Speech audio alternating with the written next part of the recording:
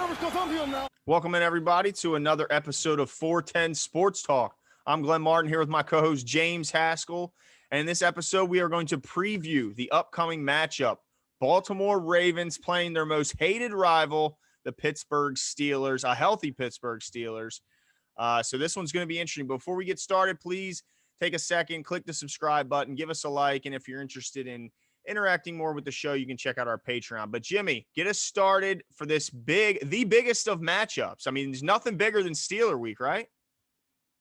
Yeah, man, it is Steeler Week. I'm super excited. I think that all those that are around me, even those I work with, are tired of me talking about this game. I'm working virtually and they still are rolling their eyes. I'm talking too much about the Steelers Ravens Steelers Week. So couldn't be more excited about it. And the best place to start, of course, is in the injury report for both teams. I'm gonna give you guys the lowdown as far as the Ravens go, and then Glenn's gonna do the same for the Steelers, because it's important to know who you got on your side of the ball and who you're up against. So we'll start with the Ravens. One of the things that is concerning for me is that Jimmy Smith was limited in practice with an Achilles injury. That is a concern for me only because Jimmy has an injury history. We're relatively thin at corner. I realize he's limited. He interviewed today, didn't say anything about not playing or anything like that. Didn't, mention the injury or anything, but it is concerning that the last time it seemed like a ticking time bomb. It could be happening again. I'm hoping that's not the case at all. It's just some general soreness. But that's a big name on there. Another big name is Marlon Humphrey. Twitter about lost their mind when they found out that he wasn't at practice today and that it was illness related, until finally it was determined that it's not COVID related. So great news there, but hopefully he gets better before the game. Marlon, get your fluids. Mark Ingram, of course, did not practice, hasn't practiced. I guess we'll see what happens. Thursday is probably the big day. See if he plays at all. But I do hope we don't make the same mistake of forcing a hobbled Mark Ingram into the game, because I don't think we're gonna. Yeah, exactly. It's unnecessary at this point. The other name that was a full participant that is good news: Derek Wolfe, back from concussion protocol. Glad to have him back in the middle. Excited about the prospect of Unique, Wolfe, Williams, Calais Campbell, and Judon with McPhee and Tyus Bowser. That's a heck of a front right there. I mean, we've played some good fronts, but that is a heck of a front. So that's the injury report as far as notable names. A couple guys didn't practice due to veteran days off, but nothing as far as injury goes. So that's what I got. What do you got on the Steelers side of the ball? Yeah, the Steelers had a tough physical game against the Tennessee Titans, a game that came down to the wire, and they're showing some bumps and bruises from that game. They had, this is a list of players who missed Wednesday's practice, and that list is wide receiver Deontay Johnson with a toe, wide receiver Juju Smith-Schuster with a knee. Their starting center and Pro Bowler Marquise Pouncey has an elbow injury. Their starting left tackle Alejandro Villanueva has an elbow injury. He's fighting. Eric Ebron, the stud tight end, he's fighting an elbow injury. Mike Hilton, their nickelback, who's one of their top leading tacklers, is fighting a shoulder injury. And former Raven backup nose tackle Chris Wormley has a knee injury. So all those guys miss practice, in addition to backup safety Jordan Dangerfield, who's kind of like the Adam Levine, I guess, of their team, the backup safety who's more of a star on special teams. So quite a big list. And then missing practice for non-injury reasons, so I guess vet days off, is going to be David DeCastro, Big Ben, and Steven Tuitt. So those guys obviously expected to play and are just getting the typical day off. But quite a long list, especially on offense. I mean, Mike Hilton really the only name of note on defense. I don't think Wormley is much of consequence if he misses, but you're talking about your starting center, left tackle, tight end, and your two starting receivers all missing Wednesday's practice. That could be costly, Jimbo. Yeah, I'll take it. I'll take it. I'm not mad about it. Look, right. I obviously don't wish injury on anyone, but it is part of the game. Usually the healthiest teams are the teams that are in the playoffs, not just the best teams on paper. So a lot of it is a battle of attrition, a battle of health. So that's something to factor in. And like you said, I'll take any competitive advantage we can get that we're not gaining through cheating. I'll take. Yeah, and Alejandro, you mentioned it in our call with Chris Carter from Locked On Steelers that he's struggling this year. Villanueva is not having a typical year for him. This is a guy been there for a long, long time, protecting the blind side for Big Ben, and he's been kind of a turnstile this year. And so I'm sure the Ravens. I know I am as a Ravens fan happy to see Unique out there getting ready because man, they got to deal with more than just one edge guy that kind of puts a little fear in you this week. So that's going to be interesting to watch to see if, like you mentioned, if they can get into practice on Thursday, that's big. But if they have to at least get in a limited, practice on Friday, or there's no chance these guys are going to play. So something to keep an eye on, watching for it. I do expect most of these guys to play, but you never know with how tight-lipped a lot of these guys are with their injury reports. Yeah, absolutely. So as far as or aside from injuries, though, I want to spend some time talking, contextually where we are as an as the Ravens go, and then in comparison to our matchup, we'll break down the stats a little bit. Of course, right now we're 5-1. I want to remind everyone that says the sky is falling. I realize we look different than last year. 5-1 at this point last year, we were 4-2. Just throwing it out there because at the end of the day, that is the most important stat. I understand there's some things that can be said about our offense and about our execution, but 5-1 is 5-1 at the end of the day, so I'll take it. Second in the division, of course, looking up at the Steelers, and this is a big game for us because this is like if we lose, like losing a game and a half. If we win, it's like winning a game and a half. Some people say 2 games. I give it a game and a half.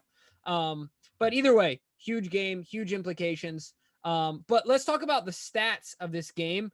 Glenn, I'm going to lean on you here to provide us with some color when it comes to the statistics. So why don't you give us some knowledge, drop some lines, Glenn?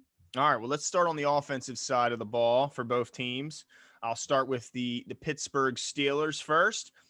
They are 21st in the league, averaging 358 yards per game. They're 23rd in passing, throwing for 229 a game. 11th in rushing, running for 129, and 6th in points, the most important of all, scoring 30.5 points per game. So pretty. You like to see, if you're a Steelers fan, being in the top 6 in points, but not really typical for them to be, in 23rd in passing with Big Ben under center and presumably healthy. Kind of surprising to see the yards down, but certainly efficiency is still there with the 30 points per game. And as far as the Ravens go, they're 27th in the league, averaging 342 yards per game. They're 31st in passing yards with just 177, just barely edging out the Jets, led by Joe Flacco. Actually now Sam Darnold. They are first, as expected by many coming in this league, first in the league in rushing at 164.3 yards per game on the ground. So still getting it done on the ground, and 8th in the league in scoring 29.8 points per game. So as far as points per game scored, they're about a half a point difference from each other. So very, very similar between the two. They both like to get it done on the ground, more so than they do in the air. But I'll say this, they're the Steelers, unfortunately for the Ravens, are a much more balanced team. Now, while they're not lighting it up in the through the air, they're certainly closer when it comes to their, when you consider we're first in rushing and 31st or second to last in passing, where they're much more complementary in that area. So, what's your thoughts on the offense, Jimmy? Yeah, there's one thing that I will say. You talked about the Steelers, and Chris talked about them being a complete team. We've noticed that on television. But one sign to me, one stat of a complete team as well, is the point differential. Because in order to obtain, in order to hold a high average, in my opinion, point differential, I don't think it can. Yeah, you can run teams off the field, just scoring a ton of points. But if your defense is terrible, you're going to win games 45-41 or 45-38.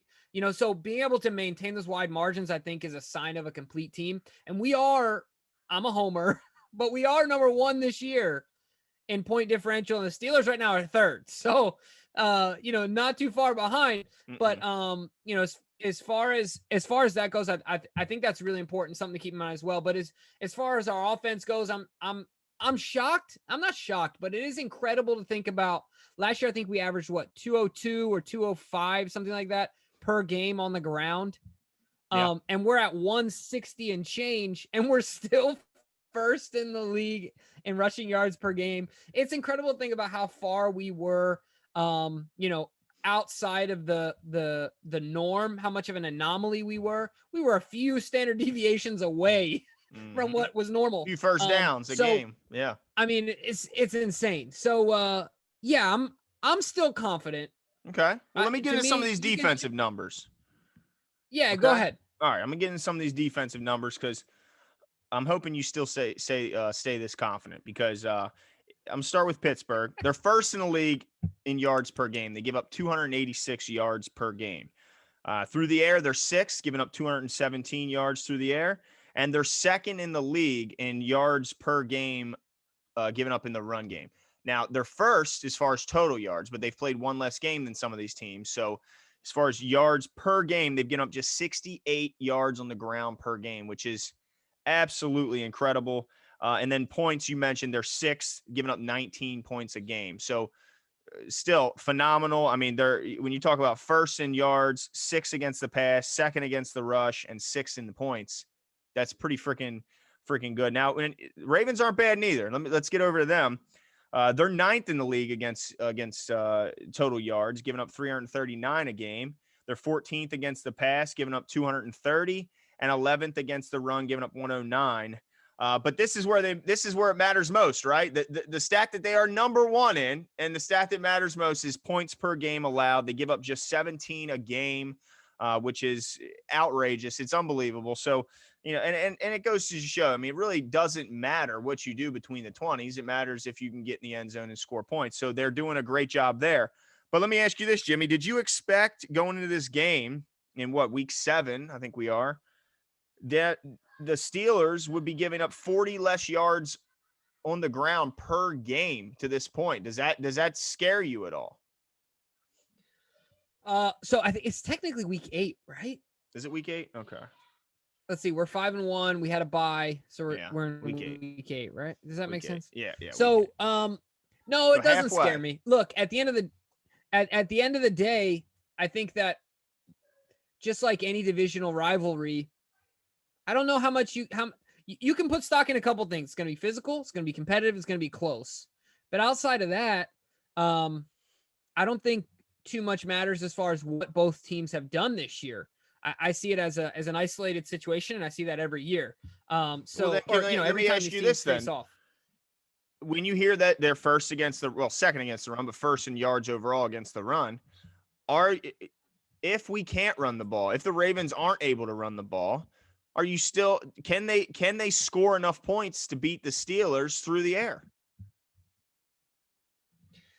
Yeah, I think so.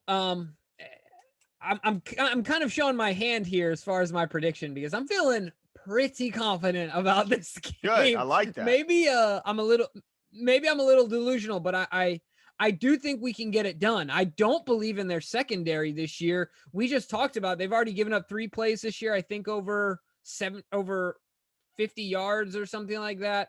Yeah. Their longest play given up was 75 yards. They've been susceptible. They've been passed on. They've been susceptible to big plays. Now that wasn't the case last year. We saw maybe a little more discipline. Something could be happening where like they're going for the big play and not playing assignment football, which can sometimes be more boring. I don't know what the case is, but I feel good about our chances in this game. John Harbaugh's 10-2 going against the bye. But to answer your question, I feel good about us passing the ball with or without general reason. I just have a feeling that we're going to be able to pass the ball successfully. What about you? How are you feeling about it? Because I don't think you are feeling quite as good. Oh, man, this is what's got me worried, Jimmy. I know that they get a lot of hype about their pass rush, and rightfully so. They're first in the league, and they got monsters on the end with Dupree and Watt. And then also monsters on the inside with Tuitt and Hayward and all those guys. But what scares me most is their run defense this year has been unreal. I mean, the Browns came into their matchup, the number 1 rushing team. They beat the heck out of them. 37-7 or something like that. They destroyed them. Derrick Henry comes in, who we all believe me in Baltimore. We know what Derrick Henry's capable of. Certainly in the second half of ball games, they held him to 75 yards, and nobody gets the carries, the commitment to carries that Derrick Henry gets. So it worries me that they are. I feel like their biggest strength right now is our biggest necessity as far as offensive. I feel like if we can't run the ball right now, the confidence level we have of dropping back and making enough passes to score points, I don't think it's very high right now. And then you talk about Tyree Phillips is battling a hand injury and shoulder injury. He's practicing, but he's in a limited basis. He's not.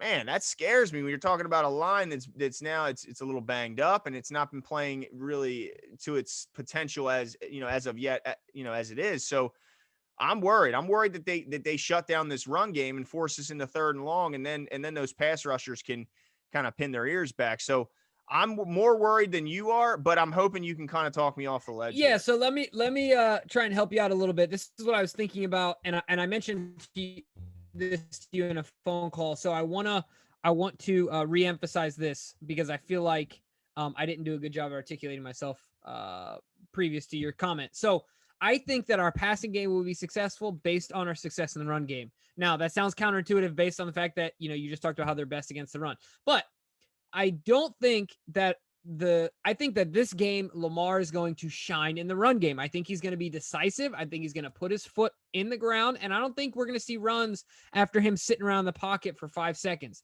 I think he's going to look.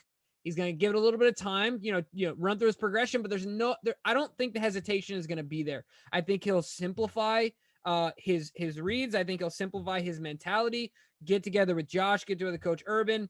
I think he needs to go back to a little bit of, all right, 1 Mississippi, 2 Mississippi, 3 Mississippi. Nope, I'm out of there. I don't want Lamar playing horizontal game anymore, right? Like, just hit it down the field. I think that his chunk plays on the ground are going to make our passing game more effective. The threat of Lamar doing this and then wearing them down, not just our traditional run game. I think that Lamar goes for 100 plus today, and not on like a 50-yarder or a 40-yarder. I'm talking like the gut-wrenching 12 and 15 and 12 and 8 over and over and over again. First down you to death. I think that, yeah, exactly. So I have a feeling that Lamar's watching Kyler doing what Lamar did last year, that he's sitting at home listening to all these people talk about how he doesn't have it anymore. And Lamar's going to come out blazing this game. I feel really good about that, and I think that'll do miracles for our passing game. Now, I got a question for you though. Yeah. You mentioned it. How confident are you in Tyree Phillips, who is of course dealing with his hand issue? Like, what's your confidence level there? It's not very high. I mean, it would probably be a lot higher if we weren't playing, in my opinion, the best front seven that we'll see all year. But yeah, we are. That's the problem. And they got Hayward and they got Tuitt on the inside, who's playing out of his mind. They got Vince Williams, who's just comes smashing up the middle and taking on the pulling guard or lead blocker. They're terrifying. I mean, to me, I would be nervous if he was healthy, by the way he's played, because he's a rookie and he's had moments where he's looked like a rookie.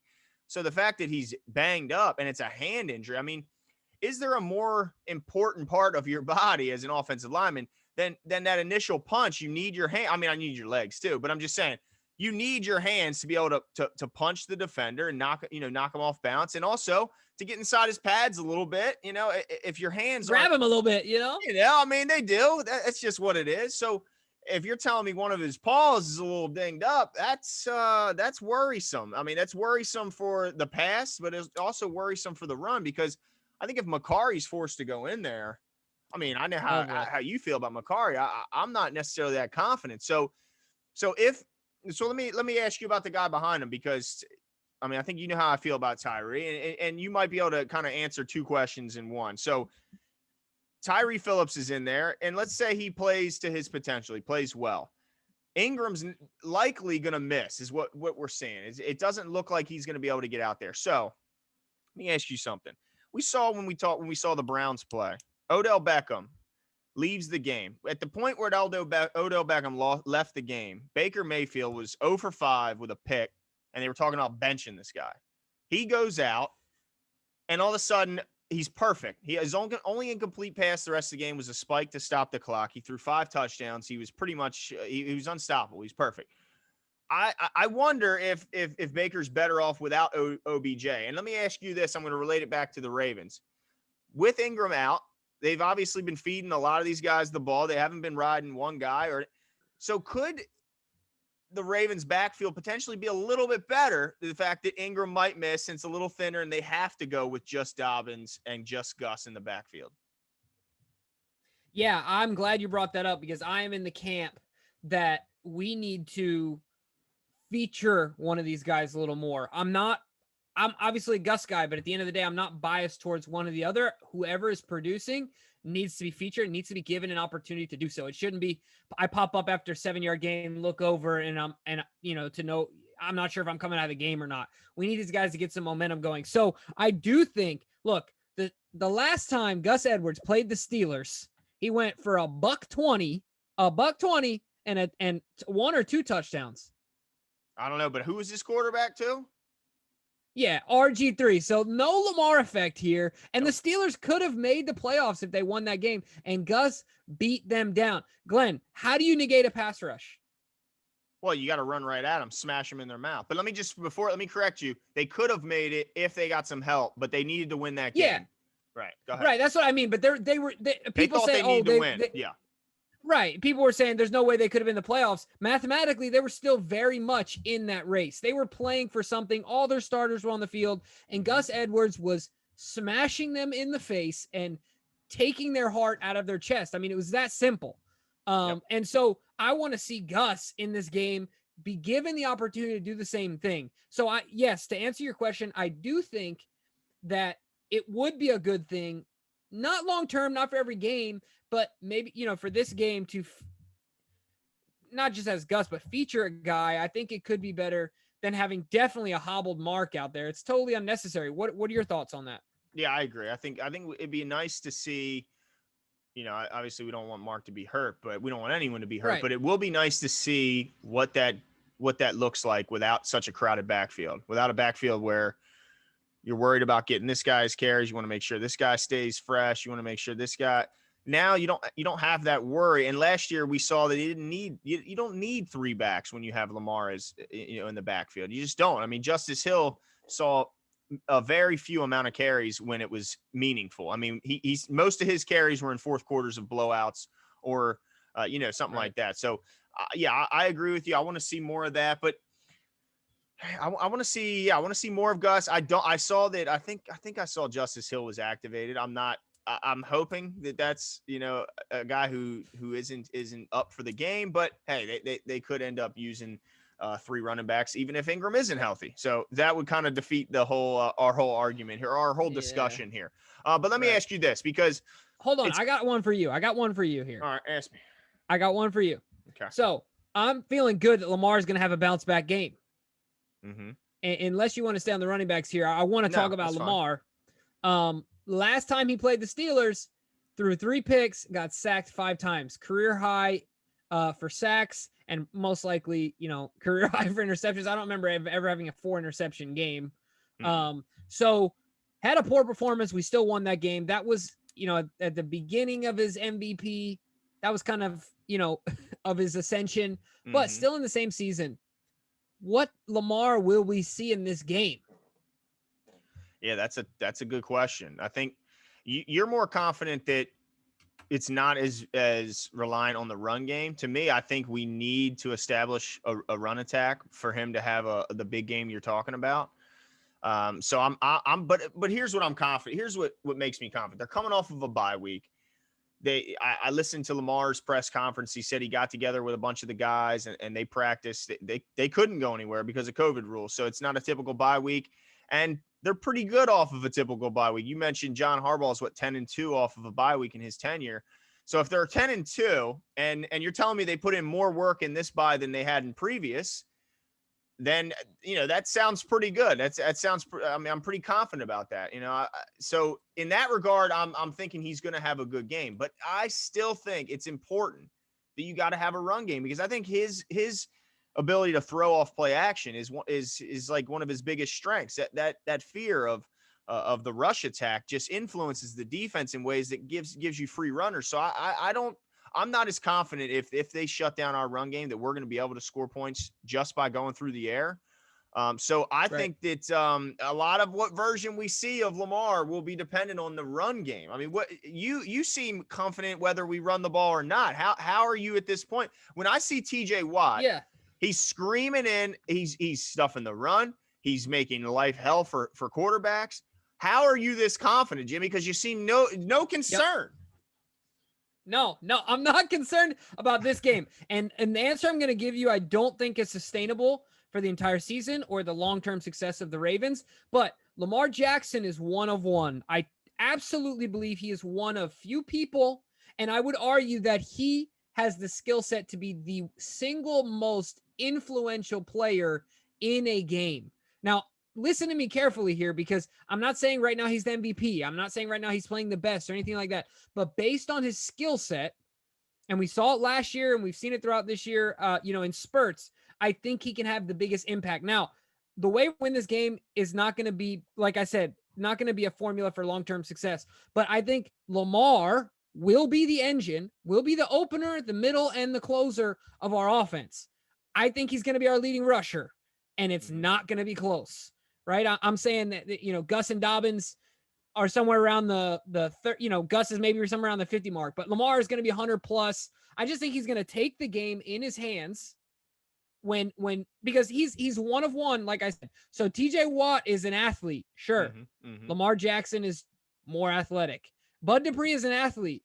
Lamar Jackson is more athletic. And I'm not saying he can do it all on his own. Football is the ultimate team sport. But I think for this game, he's heard it for 2 weeks straight. All he's been hearing is the doubters, and he's had time to get some clarity. He's had time to sit down and simplify his mind, maybe take a little pressure off himself and just say, have fun and play football, and just be instinctual Lamar Jackson.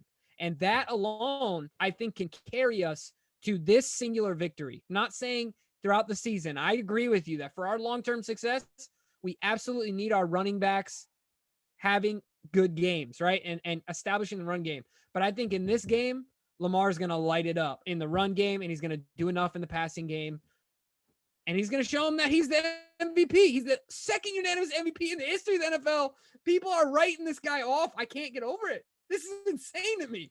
Well, I'm certainly not writing him off, and I no, you're not. I realize that, and I understand that also that the teams, because I've been watching the Steelers lately because they've been on TV and because I had a couple shekels down on the Titans last week.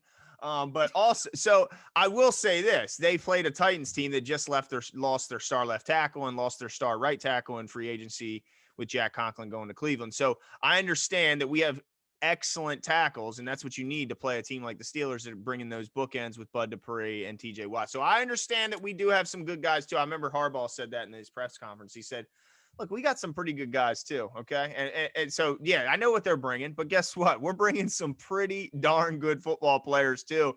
And we got a pretty good, smart offense and good play design as well. So, all right, let me flip over to the other side of the ball because we've been talking a lot of the offense, but maybe the biggest story of the game will be their offense against our defense. I think our defense comes into this game with something to prove. They've been hearing a lot about the Steelers defense and how great they are. Well, the Ravens defense is pretty darn good too, leading the league in points allowed per game. So, but the one thing that concerns me is that the classic Big Ben has been hold on to the ball as long as you can and shrug off potential tacklers and give the receivers time to uncover and make big plays down the field. That's been his thing his whole career. Well, this year it's a little bit different from Big Ben. He's getting the ball out on average faster than he ever has in his career, and I believe fastest in the entire league. They kind of use that quick passing game as an extension of their run game. So let me ask you this. If he's getting the ball out faster than he ever has, even though the offensive line in front of him isn't to the standard in which we're used to seeing them, they're not playing quite as well as they had back when they were in their heyday with Antonio Brown and Le'Veon Bell. So even though their line isn't playing as well as it once did, is the fact that Big Ben getting the ball out quicker actually making him harder to sack and making him harder to deal with than he was in years past? Yeah, I think so. But I also think that Ben isn't immune to mistakes. People are kind of writing off some of the mistakes he's been making and things like that. And, everyone's talking about how he's having this spectacular year and he's having fun. And a lot of that is true. But at the end of the day, he's still thrown some interceptions this year. He's still putting the ball in tight windows. And while I think it is harder to sack him, like you said, because he's getting rid of the ball faster than anyone in the league, it also, I think, increases the likelihood of a guy like Marcus Peters. I've said it before, he's only got to guess right once or twice. Right. Yeah. And Ben, based on the speed with which he's getting that ball out, Peters is going to have caught it and going the other way without him even realizing that he threw it to 24. He's just got to guess right one or two times. You know what I mean? Just like that Seattle game with Russ. But even faster. I think he's only got to get, now he might get beat. He might get beat, right? If he's guessing, but he's only got to guess right once or twice. But yeah, I do think Ben is a little more difficult to defend based on how fast he's getting the ball out. However, this is something I will also say. I think it is fair to say a couple things.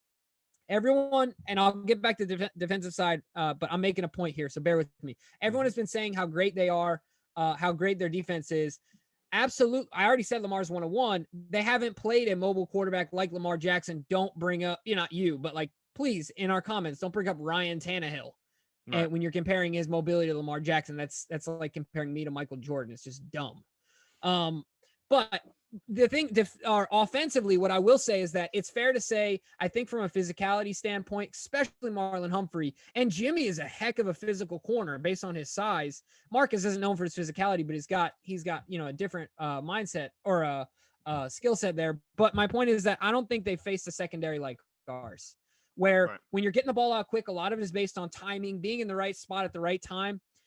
If these guys are getting jammed by a guy like Marlon Humphrey and Jimmy Smith, all that goes out the window. It's not going to be as easy as butter, right? Right. So I'm okay with them getting up in them, and I think it's going to be different. I don't think they're going to be given all this respect and playing off of him. I think Marlon, this plays to his strength, so he's going to be up in his face, full court press all game, all day, and I welcome it. Just like Harbaugh said, that's fine for me. But I have a question for you here, Glenn. How do you? Well, I already gave my answer to this question. How are you feeling about the matchup between their receivers and the secondary of the Ravens? And before you answer, I just want to say this. If you guys haven't noticed, I'm tired of hearing about the Steelers this week, man. I'm so tired of it. So tell me. Are you amped to the upper hand as far as that matchup goes? Well, I guess what worries me about the matchup is the fact that they spread the ball around so much in Pittsburgh. I know Chris Carter mentioned that when we had him on, and I look at the target shares, and I compare them to kind of how we are, because we did a show about whether or not they relied too heavily on Marquise and Mark Andrews in the passing game, and maybe that they should disperse the targets more evenly amongst the skill position. And I kind of argued that I think most teams are like that. Most teams have their top one or two guys. I think you brought up Seattle, and we looked it up, and Metcalf and Lockett by far the most targeted receivers in Seattle. Well, when you look up the Steelers, they're kind of unique in this sense. Like right now we have Marquise has 42 targets and Andrews has 33. Nobody else on the team has more than 19, which is Boykin.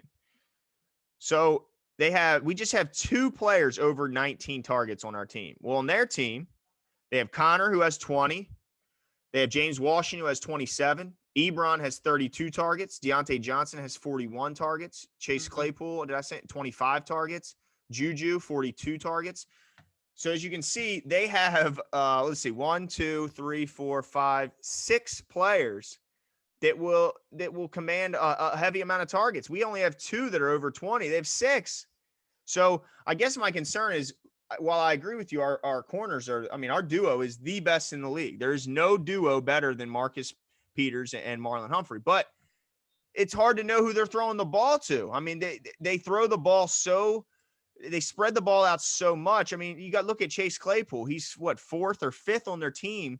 I'm sorry, there's 7 guys above that. So Chase Claypool is 5th in targets, but 1st in yards. So it's like you just don't know who they're going to go after. You don't know who to shut down. I know everyone talks about Belichick being the mastermind that shuts down your best 1 and 2 options. Well, go ahead and shut down. That's what worries me. You can shut down a Juju Smith and then shut down a Deontay Johnson. But then he's going to throw it to Claypool like he did against the Eagles when he had 4 touchdowns. he's going to throw it to James Washington, who's got, 2 touchdowns already. And so I guess what worries me is that, yeah, I know we have the advantage. Like I definitely would take both our corners. You can line up anybody. I would take those corners over them. But I don't know if I would take our third and fourth corners over, you know what I mean? Like, because who's going to be guarding Washington when they go 4 wide? Who's going to be, Jim, you said Jimmy's coming off. He's got a sore Achilles right now. So who's the fourth guy behind Jimmy? Because, Jimmy might be asked to guard Eric Ebron, who's been destroying over the middle. And we saw Jimmy in that role against Ertz and some other guys. So I guess what worries me is that I'm confident in who Humphrey is on. I'm confident who Peters is on, but I don't know about the guys after that. I'm confident for Jimmy, but is Averett still healthy? I think he's healthy. He's got the shoulder issue. I think he's out a couple weeks. Is he? So who's the fourth corner right now? Who's going to be guarding a James Washington? That's what worries me. And we know that the Eagles chose to leave Claypool a lot of times in single coverage. What did they do? They went right after him and he scored 4 touchdowns. So that's what worries me a little bit, is just the amount of targets that they have and their willingness to spread the ball around to all of them. I can't wait. This is what I did. Oh, you want all the smoke for this game, but that's right. But I do have another question for you, because I want to keep you going here. Chris Carter, of course, who we just had. Make sure you check out that episode. He's from the Locked On Steelers podcast. He mentioned they're going to attack the middle of the field. You talked about how good Ebron's been playing. The Chiefs did a lot of that. And that was the game where Patrick Queen seemed to struggle the most and kind of got pulled in that game, got benched a little bit. How important is Patrick Queen? How important is this game for him to kind of show that he can handle that responsibility and be successful in that type of a role where he's, command in the middle of the field, being a presence? Yeah, I think that's a good point, because not only does Eric Ebron have a huge season. He's got 32 targets. He's got 22 catches already, but they all still have Vance McDonald, who's a horse to bring down, and they throw the ball a lot to the running back. James Conner's got 15 catches already on the season. So yeah, I think it's a big game for him. They're going to look to confuse him. They do a lot of schematic, we saw against the Chiefs is they were getting people wide the heck open and quick. They were getting people wide open. I think the Steelers do a lot of that similar stuff, using that short, quick passing as an extension of their run game. And it's got me a little bit concerned, but Patrick Queen has been phenomenal. I mean, he's already won AFC Player of the Week once. He's been, if he hasn't been the best defensive rookie, I'd like someone to point me to a better one.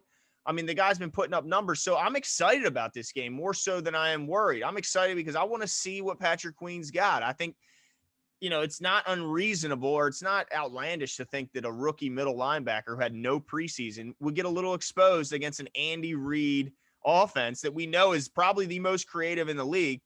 That's the only game where he didn't really show out and kind of, star in that game. So I'm confident. I think he can run with Eric Ebron. I think he can run with James Conner. I think he's faster than James Conner if you line them up right next to each other. So I'm confident actually in this one. I think the safeties will play a big part in shutting down the middle as well. But yeah, as far as just Patrick Queen, I'm confident and I'm excited to see what he's got in this one. How about you? Yeah, man, I feel good as well. I think every game, look, he's the youngest guy in his rookie class, if I'm not mistaken. I think you mentioned that to me before. So every game, no preseason, every game means so much for him and his growth that, I feel very confident in his ability in this game. And come on, we're talking about Kelsey and the Chiefs. I'm sorry to me, but the Steelers aren't in the same conversation. Yeah, their offense is doing well and humming this year, but like you talked about before, we're playing off of these guys because they're so fast. I can guarantee you this: there will be no respect given to the speed of the Steelers. They will be up in their faces. There will be no 15 yards off.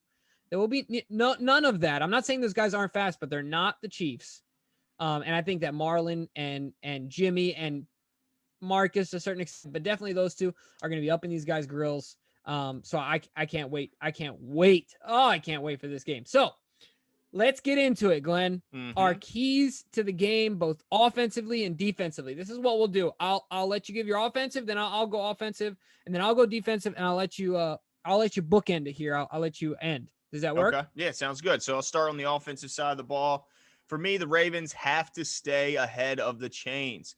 They cannot have negative rush plays. We saw how many negative rush plays from Gus Edwards before the bye week. He had like 4 or 5 in one game. He had like 4 in his whole career going into that game. So yeah, stay ahead of the chains. No negative plays on first and second down because, man, if they get into third and long, Jimmy, I don't have a ton of confidence. Last year, I said it every time. Type in the cheat code because Lamar was the third down cheat code last year. This year, I haven't felt as confident that he's that cheat code on third and long. So I think it's important in this game to stay ahead of the chains, stay in second and short and third and short. That way, you don't have to empty the backfield, and you can give the threat of the run on third down if it's third and short.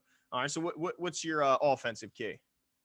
Yeah, so my offensive key to the game also has to do with Lamar. I've been mentioning him a lot in this show, is be more decisive in his decision making. If you're going to run it. If you're going to throw it, chuck it. But I don't like the waffling in the backfield. I also want to mention that Devin Bush is, of course, gone. I think that's a big deal because he's a really fast side-to-side athletic linebacker. Good luck with your your first round pick All-American linebacker trying to slow down Lamar Jackson. Better luck to you when you got a backup coming in there who I think, if I'm not mistaken, is a 6th round draft pick rookie. If I'm not mistaken.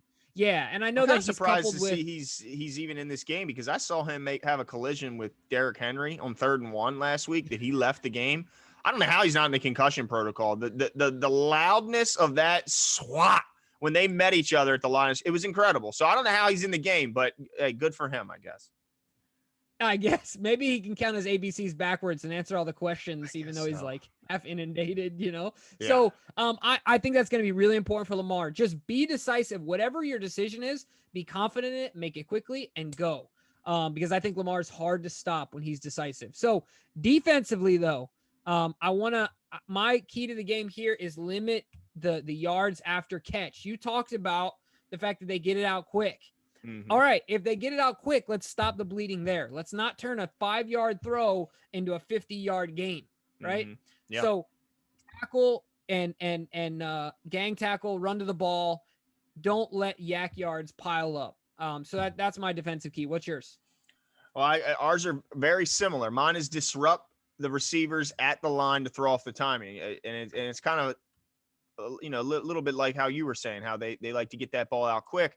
Well, if you can disrupt those guys at the line of scrimmage, throw off that timing, then you can't get the ball out quite as quick. And if you do decide to get the ball, maybe the ball is tipped away, the ball gets knocked up in the air. We saw that twice last week with Big Ben, where he had balls that ended up getting intercepted. So I think that you have to disrupt these guys. I saw Deontay Johnson last week.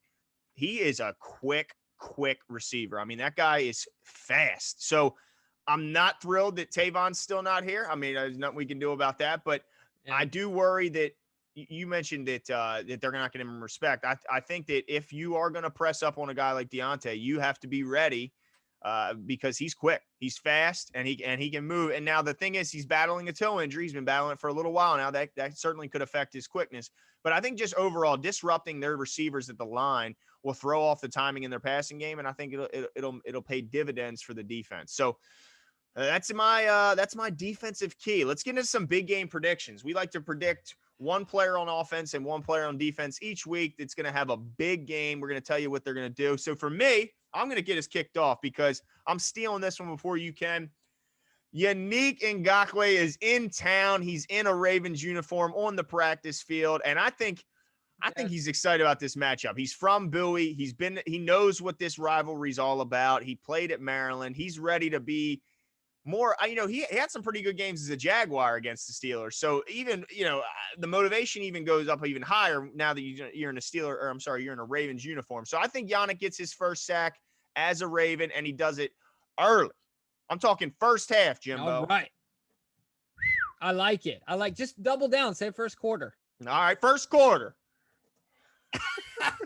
I like it. All right. So that's first drive. First play. He's going to sack him when he gets off the bus. That's awesome. So my defensive big game player prediction is going to be Marcus Peters. I talked about before. He's only got to guess right once or twice. I think, and I have, you'll see the notes. My answer here is going to differ a little bit from my original statement. He's getting 2 this game. He's taking 1 to the house. Oh my. He's goodness. getting 2, taking 1 to the house. Oh, He's wow. only got to guess right a couple times. Getting 2. One's going to come off a tip. He's going to be in the vicinity. But the other one is going to be just he beats Big Ben in the chess match. Scoop, and he goes to the house. Man, So, I'm a little disappointed that you didn't pick the guy over your shoulder to make another big play on defense. This is what I will say about Marlon is that Juju is not excited about this matchup. Not excited. I don't think any of the receivers are. No, he said in the presser that he's his toughest matchup, and it's not close. Wow. Much respect. I like that. Well, good. Yeah, he doesn't want anything to do with 44. Not a dang thing. Well, I don't blame him. He's now, terrifying. what about offensively? Yeah, so offensively, I think this is I guess it's not a big game for Gus as far as yardage, because I don't think he gets a ton on as far as yardage, but I do think he gets not 1 but 2 touchdowns, Jimmy. I think they're relatively short yardage touchdowns, but touchdowns nonetheless, and points on the board. So I think Gus gets some goal line work and gets 2 from inside the 5-yard line. What's your offensive prediction? Before I get my offensive prediction, do you remember last week when we got in the red zone and Gus ran it in for the touchdown and they didn't want anything to do with him? They were like, you know what, dude? It's just not worth it. So exactly. I'm not saying the Steelers will do that, but I think that you're right. I think that Gus will do some work in the red zone. But for me, it is all about the beginning, the middle, the end, the alpha and omega of this game. Lamar Jackson is going to have a rushing touchdown, 2 passing touchdowns, throw for 250 plus, and 100 plus on the ground. Game of the year, redeem himself for playing terribly against the Steelers the last time. Redeem himself. It's been the longest 14 days of his life. I'm pretty sure he's been doing nothing but hearing everybody on TV talking about how he's a one-hit wonder. He's regressing, this, that, and the other, blah, blah, blah. Lamar Jackson's 23 years old and is still in a camp that is 1 of 1. He's going to tear it up. I'm excited. Nice. I like it. I hope you're right. I mean, this is a game that he's certainly poised to break out. He's coming off a bye week. He's playing the biggest rival. So I hope you're right. Well, let's get into our closing, our predictions for the game, our actual score, and who's going to win the game. I'm going to start because I don't want to finish with this one, okay? Because this is the first time since last season when we went and beat Seattle. I picked us to go into Seattle and lose to the Seahawks. And boy, was I wrong. And I haven't picked against this since until today. I have the Steelers winning 24-20 in a great game. But I look at the history, and a lot of the history of this series is we win on your field, you win on our field. That's how we do. We come to your house, we beat you. You come to ours and beat. So look, even if they win this game, it's not over. You know, we still get to go there and thanks. And I think they're going to make for a great holiday with a Thanksgiving win. But I think they lose this one, Jimbo, unfortunately. All right. Well, I have never yet on the show have I picked against this Ravens. And you never will. And I never will. I'll tell you what, from day one, when we started the podcast in the basement, for you guys that started with us from the very beginning, I've not picked against the Ravens, against probably my better judgment. But the crazy thing is, I've only been wrong 4 times. Yeah. I've only been wrong 4 times, guys. So all I want to say is that the Ravens are going to win 34-31. And let me tell you what. What's the I always forget the kicker's name. Boswell. He's gonna miss it late to tie it up. He's missed, and that's gonna be the ball game. He's gonna miss it late. And let me just double down, okay? I'm about to get crazy on here because I'm feeling it. All right. We're gonna go up to Pittsburgh and give it to him on Thanksgiving with a turkey leg in our mouth. We're sweeping them this year. Well, we'll cross that bridge when we get there, okay, Jimbo? Don't get too excited. We're sweeping them. That's right. I can't get. If you would have pulled a broom out just then I would have lost my mind. If you had a broom handy, I would have lost my mind. That's right. Well, you guys let us know what your predictions on the game are. Give us your scores, your thoughts. Who are your big game players, offensively, defensively? We love when you guys put your information in the comments. We love when you guys leave your comments. Go ahead and hit the subscribe button, give us a like, and turn on those notifications so you can stay up to date for all these videos as they continue to come out, and we'll keep putting them out. See you.